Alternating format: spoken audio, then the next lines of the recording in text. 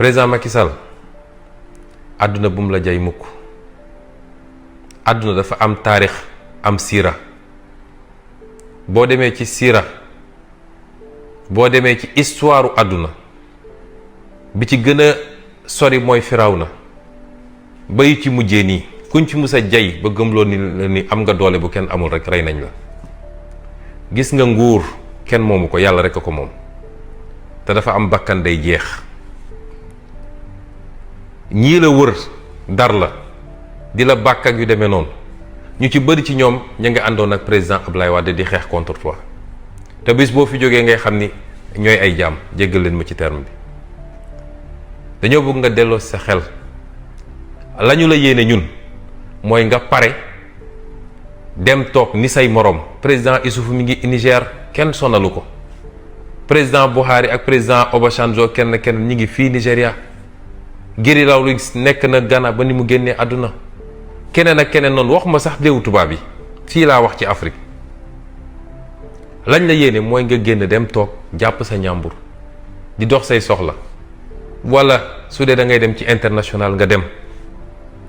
waaye yéenewuñu la mujj bi nga xam ne ñooñu moom lañ bëgg si yow, ndax munoo gagner combat bi devant le peuple sénégalais.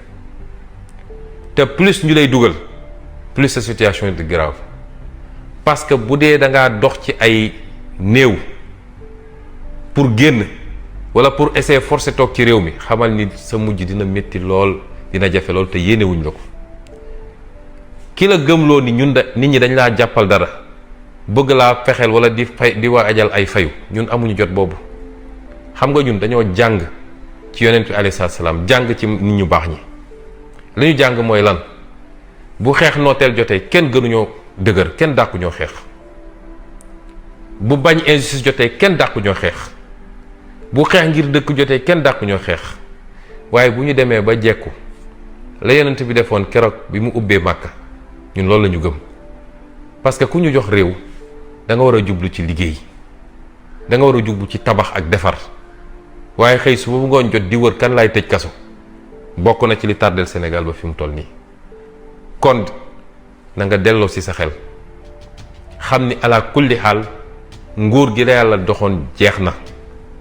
la ca des nag mooy daa am fu réew di toll, dafa am fu mbir di toll, ki mu concerné moo war a jël responsabilité am, faire preuve de grandeur.